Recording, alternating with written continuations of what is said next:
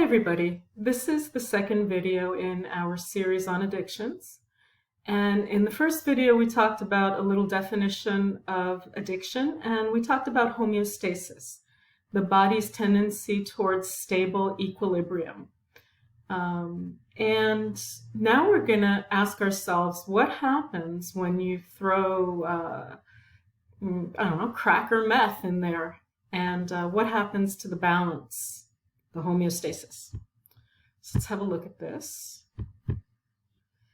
Okay, so what you see here on the left is what happens when we put stimulants in the body. Stimulants meaning cocaine, meth, crack, speed, crank. So these are just some of the symptoms, not all of them. These are just a few of the easier ones to define and to look at. So the first symptom that we see here is high arousal. And high arousal means you are awake. You are up, you're awake, you're energetic, right? Here we see low appetite or no appetite at all, right? You're not eating if you're high on one of these, if you're high on a stimulant. Some people actually use them as appetite suppressants, right? And here we see euphoria. So, why do people use drugs? To feel good, typically. So one of the experiences that you get from stimulants is euphoria. It's a fantastic feeling of happiness or, just feeling great.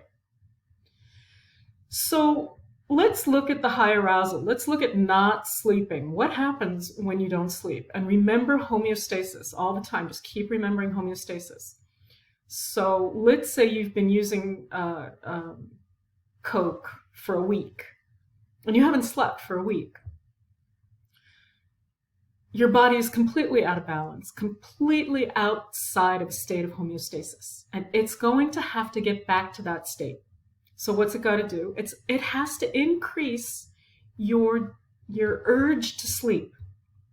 So it's going to increase your sleepiness, but so I don't want to get too technical with what happens in the brain. It's going to increase your sleepiness in order to break through the drug so that you will actually fall asleep. So if you keep using the same amount of Coke for, let's say, 2-3 months, eventually you're going to sleep. Initially, you couldn't sleep at all, but now you're sleeping. How did that happen? Well, it happened because your body, think of it like a seesaw, like a teeter-totter. So as you put cocaine here on one side, you threw the body out of balance. And let's say this is the sleep part that you're not getting. You're not getting any sleep. And over here, you've got all this weight of the cocaine.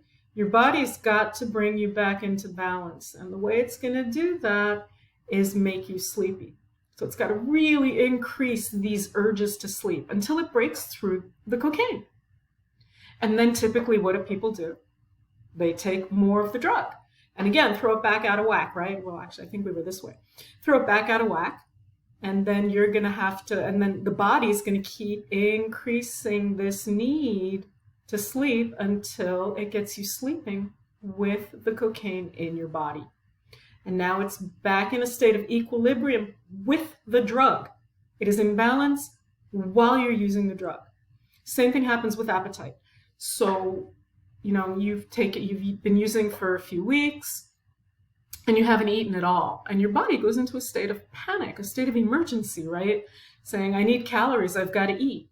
And it increases the appetite messages until again, it kind of beats out the drug. So that after a while, you're taking the drug and you're eating. Makes sense?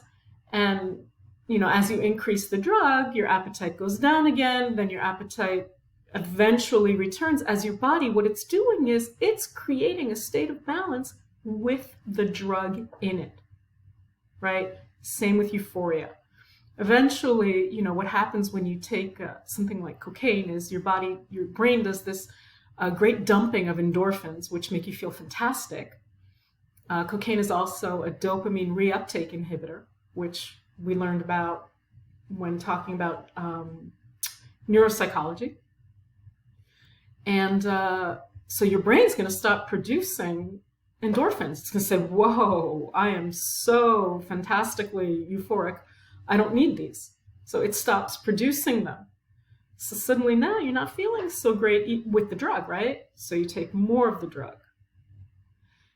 So now think of it, you've gotten in balance, you're taking the drug, and your body is back to where it wants to be. So you're not really euphoric, you're eating and you're sleeping with the drug. Now the drug's not really working anymore, is it? So let's say you quit cold turkey. You just whip away the drug. And what's going to happen is this is going to pop up. Just like it's a seesaw. And one person gets up, just steps off the seesaw. My big brother used to do that to me when I was little. And I'd go whack and land on the ground. So all of that fight that your body was putting up against the drug is now not met with the resistance of the drug. So you were taking cocaine, it made you not be sleepy, your body really accelerated your need for sleep. It accelerated your need for your hunger, and it lowered your euphoria in order to balance it out. You take the drug away, what you're left with is those symptoms. And that's why withdrawals from a drug always look like the opposite of intoxication, if you think of it in terms of balance. And now again, your body will work to get back in balance without the drug. It might take a few weeks or more, but it will get there. I hope that makes sense. We can look really quickly at this next slide, which has opiates, and it's the same idea. Opiates make you sleepy. They reduce pain. Think of all the medications, all of the narcotic medications for pain reduction. They also cause euphoria. They also cause constipation, not vomiting. Vomiting should be on the other side. I'm sorry. That was a problem with the slide. And when you take the drug away, because your body has gotten into balance with the drug, remember, so you're using heroin, but you're awake. You're using heroin, but you can feel pain. You're using heroin, but you're no longer euphoric because you've gotten back into this balance. You pull it away and you're going to see the opposite of intoxication. Now this person can't sleep. They are so agitated and anxious. Where the drug reduced their pain, now they're feeling enormous pain. Things that they didn't even know hurt now. What was previously euphoria is now going to be terrible depression. And what was before constipation is now diarrhea, vomiting, nausea. That's pretty bad. It does pass, and people can recover from this. Okay, that was what withdrawals look like. And it's what withdrawals look like because of homeostasis.